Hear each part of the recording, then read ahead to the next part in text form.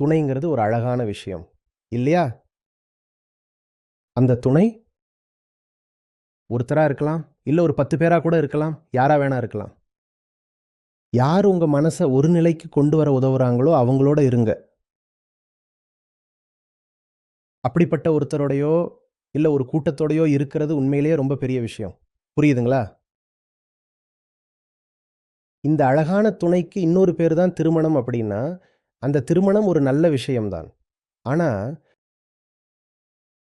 இங்க முக்கியம் திருமணம் அப்படிங்கிற அந்த சமூக கட்டமைப்பு கிடையாது. நிஜம் என்னன்னா, நீங்க ஒருத்தரோட இருக்கீங்க. அப்படி ஒருத்தரோட இருக்கும்போது, அந்த துணையோட இருப்பு கண்டிப்பா உங்க மேல ஒரு தாக்கத்தை ஏற்படுத்தும். அதே மாதிரி உங்களுடைய தாக்கமும் அவங்க மேல இருக்கும்.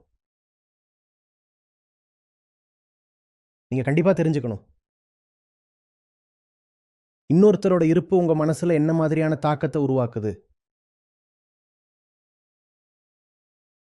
ஒருவேள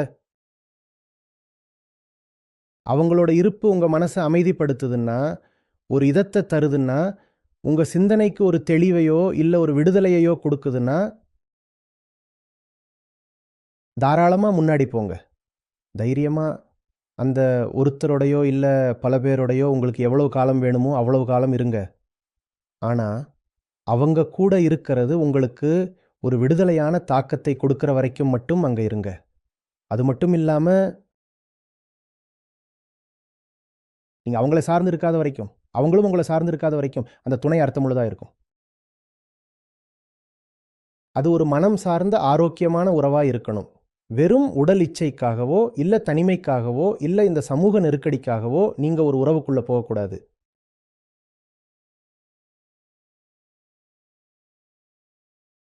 உங்களுக்கு ஏற்கனவே நெறைய சிக்கல்கள் இருக்கு. இன்னொரு பிரச்சனைய உங்க வீட்டுக்குள்ளேயோ, உங்க படுக்கை அறைக்குள்ளேயோ நீங்களே கொண்டு வரக்கூடாது. இல்லையா? ஆனா, யாராவது ஒருத்தர் உங்களுக்குள்ள ஒரு சந்தோஷத்தையும், உண்மையையும் கொண்டு வர முடியும்னா, தாராளமா அவங்கள உங்க இதயத்துக்குள்ளேயே வரவேற்கலாம். அப்புறம் இந்த திருமணம்ங்கிறது ஒரு பொருட்டே இல்ல. சரியான ஒருத்தர் அமைஞ்சா, நீங்க கல்யாணம் பண்ணிக்கிட்டாலும் சரி, பண்ணிக்கலனாலும் சரி, அது அற்புதம் தான். அதே தவறான ஒருத்தரோட நீங்க கல்யாணம் பண்ணிக்கிட்டாலும் சரி, பண்ணிக்கலனாலும் சரி, அது துரதிர்ஷ்டம் தான். என்ன நினைக்கிறீங்க? கல்யாணம் பண்ணிக்கிட்டவங்களுக்கு மட்டும் தான் கவலைகள் வரும்னு நினைக்கிறீங்களா? நீங்க தனியா இருக்கலாம். இல்ல ஒரு பிரம்மச்சாரியா இருக்கலாம். ஆனா அப்பவும் உங்களுக்கு ஒரு மோசமான துணை அமைஞ்சிருக்கலாம். அப்படி இருந்தா, ஒரு கணவனுக்கோ, மனைவிக்கோ இருக்கிற அதே கஷ்டங்கள் உங்களுக்கும் சரிசமமா இருக்கும். விஷயம் இந்த திருமண பந்தம்ங்கிற ஒரு அமைப்புக்குள்ள இருக்கிறது கிடையாது. கேள்வி என்னன்னா, எது உங்கள அந்த பந்தத்துக்குள்ள தள்ளுது? கொஞ்சம் இந்த உலகத்த சுத்தி பாருங்க. மக்கள் எதுக்காக கல்யாணம் பண்ணிக்கிறாங்கங்கிற எதார்த்தத்த பாருங்க. அவங்க கல்யாணம் பண்ணிக்கிறது அவங்களுடைய தெய்வீக காதல உறுதிப்படுத்திக்கவா?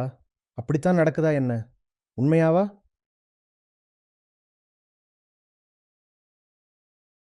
நம்ம நாட்ல பெரும்பாலானவங்க ஏன் கல்யாணம் பண்ணிக்கிறாங்கன்னா, அதுக்கு காரணம் செக்ஸ். அதுவும் ஒரு உறுதிப்படுத்தப்பட்ட செக்ஸ் கிடைக்கிறதுக்கு இது ஒண்ணு தான் வழியா இருக்கு. இல்லன்னா, அவரு இதுக்காக நெறைய பணத்த செலவு பண்ண வேண்டியிருக்கும். இல்லன்னா நெறைய நேரத்த இல்ல 2யும். அப்பவும் கடைசியில அவர் வெறுங்கையோட தான் திரும்ப வேண்டியிருக்கும்.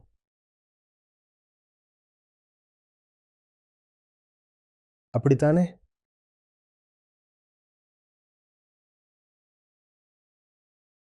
இப்போ ஒருத்தர் இதே காரணத்துக்காக கல்யாணம் பண்ணிக்கிறார்ன்னா,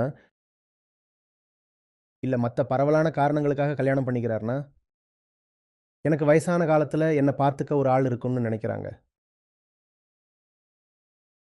அம்மாவுக்கு அவங்களோட வேலைகளை பகிர்ந்துக்க யாராவது வேணும்.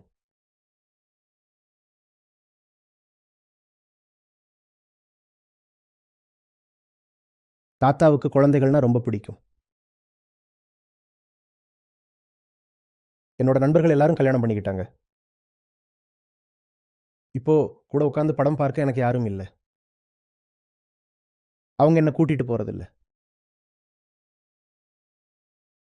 நான் மட்டும் தனியா இருந்தா, ஏதோ ஒதுக்கப்பட்ட மாரி உணருவேன். இப்பல்லாம் என்ன நைட் கிளப், அப்புறம் பப்க்குள்ள நுழைய அனுமதிக்கிறதில்ல. தனியாக வர்றவங்களுக்கு விலை அதிகம். இதெல்லாம் தான் உங்கள் காரணங்கள்னா உங்கள் மனசை பாருங்க, உங்கள் மனசை சீரமைங்க. தெளிவான ஒரு மனசோட நீங்கள் என்ன செஞ்சாலும் அது சரியாகத்தான் இருக்கும். கல்யாணம் பண்ணிக்கிட்ட ஞானிகளும் உண்டு. இல்லற வாழ்க்கையில் ஈடுபடாமலே விடுதலை அடைஞ்ச ஞானிகளும் உண்டு. அது முக்கியம் இல்லை. ஆனால் எல்லாத்துக்கும் மேலே விடுதலை அடையிறது தான் முக்கியம். உங்கள் மனசு தெளிவாக விடுதலையாக இருந்தால் தாராளமாக போங்க, உங்களுக்கு பிடிச்சதை செய்யுங்க. ஆனால் உங்கள் மனசில் தெளிவும் விடுதலையும் இல்லைன்னா நீங்கள் எதை செஞ்சாலும் அது தப்பாக தான் முடியும்.